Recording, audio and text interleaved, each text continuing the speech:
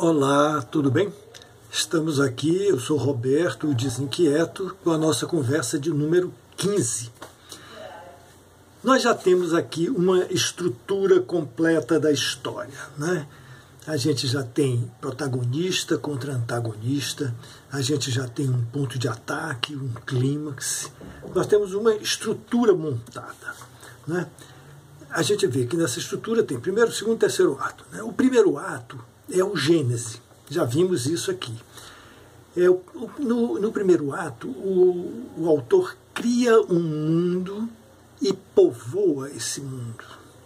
E esse mundo é o mundo da história, não é o mundo que tem lá fora para a gente se referir a ele. A gente se refere a ele, mas de uma forma muito complicada e muito indireta, né?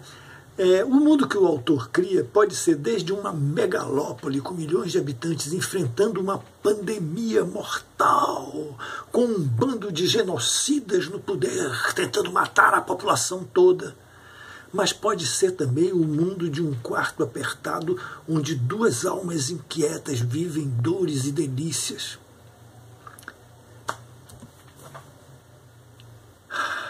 Entramos no segundo ato. Há uma reviravolta na estabilidade daquele primeiro ato e nós entramos agora no mundo do conflito.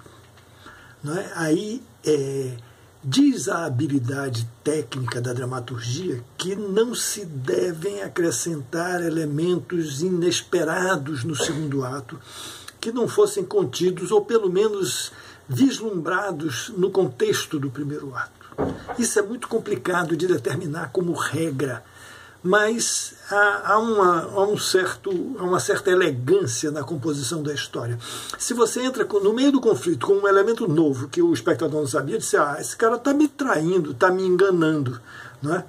Porque o segundo ato é o lugar do confronto entre protagonismo e antagonismo. Tem uns outros elementos aí dos quais a gente vai falar mais tarde, mas basicamente protagonismo e antagonismo entrando em conflito, idas e vindas, reviravoltas, criar de esperanças, destruir de esperanças. Ou seja, esse é o lugar em que o autor brinca com a percepção do espectador. Trabalha com a cognição dele, com a racionalidade, trabalha com as emoções dele, com frustrações e ânimos a partir da empatia que ele cria pelos personagens, né? E também trabalha até com a sensorialidade dele, produzindo um mundo cômodo e confortável ou um mundo incômodo, frio, espinhoso, tal, agressivo. É o lugar de brincar com a estética. Altos e baixos, mudanças de fortuna, becos sem saída, morte, renascimento, tal. Isso é um campo aberto para a invenção.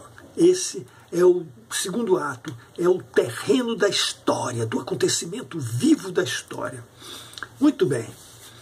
Chegamos a um ponto do segundo ato que muitas coisas aconteceram, protagonista e antagonista se encontraram, se engalfinharam, tal, mas aí nós chegamos a um ponto em que temos um novo ponto de virada e aí abre-se uma perspectiva para um desenlace. Lembra de nó e desenlace? O nó lá no primeiro ato, o desenlace agora aqui, quando nós apontamos para ele, é o clímax que vem aí. Já falamos do clímax, teve toda uma conversa aqui sobre o clímax. Depois do clímax, quando o mundo se resolve, favorável ou contrário, etc., chegamos a um fim. O fim é aquilo que vem depois de tudo e não vem antes de mais nada. Acabou a história. Muito bem. Quando nós chegamos no clímax, o autor tem duas saídas básicas, né? Tem outras, mas basicamente ele tem duas saídas. Ou ele entrega ao espectador o que o espectador alimentou como esperança de desfecho da história, de final para aqueles com quem ele se identificou, com quem ele desenvolveu a tal da empatia, que é estar na mesma emoção. Aí o autor pode satisfazer essa expectativa, esse desejo, que é o que alimenta a permanência do espectador na história, ou ele pode resolver dar uma espécie de lição de vida. Dizer para o espectador, olha, há mais coisas entre o céu e a terra que imagina a vossa vã filosofia. Vocês já ouviram essa frase em algum lugar. Então, tem um livro de Humberto Eco que fala sobre isso, né? Finais consolatórios ou finais problemáticos. A lição de vida está no final problemático, aquele final que inquieta, né? Que põe perguntas, que põe o espectador diante de dilemas, né? Que incomoda a existência confortável e natural. Tem o grande dramaturgo brasileiro Nelson Rodrigues escrevia que toda unanimidade é burra. Nesse tempo em que nós temos de cultos de verdades absolutas, de verdades que são construídas a partir de fé, a partir de certas identificações que nós criamos com grupos, com partidos, com ideias, tal, nós vamos desenvolvendo certezas e não questionamos essas certezas.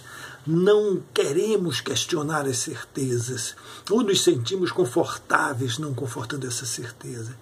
Então aí a gente volta um pouco àquela função da dramaturgia, aquela função da arte que eu perguntei lá atrás. Para que isso tudo? Né? Isso tudo é exatamente para criar esse incômodo, para ir buscar o novo, aquilo que não se apresenta agora como uma possibilidade óbvia. Isso é o processo da arte funcionando. Acho que é isso que nós temos que estimular, é isso que nós temos que buscar. Quando lá atrás eu fiz socorro, poetas, venham aqui nos salvar, tal. Isso é para pôr esse mecanismo de renovação mental, de rearticulação das cabeças com um mundo concreto que não é satisfatório, que não está bom. Precisamos mudar isso.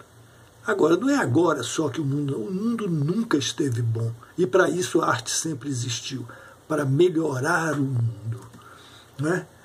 E essas estruturas que a gente apresenta aqui, elas ajudam a resolver problemas, mas não são esquemas rígidos. São um caldo em ebulição, tudo em movimento. Tudo em movimento, sobretudo a forma artística. Nós vamos passar a falar um pouco de forma daqui para frente. A forma na arte é tudo. A forma contém todo o resto. Todo o resto está embutido na forma. Se não cuidarmos da forma, perdemos todo o resto. Vamos pensar nisso. Da próxima vez aqui, eu pretendo falar de fábula e narrativa. Vamos estabelecer a diferença. Nós estivemos até agora aqui construindo a estrutura de uma história. Essa história será a fábula. O modo de contar esta história é que será a narrativa. Vamos falar disso adiante. Eu me despeço, agradeço. Um abraço.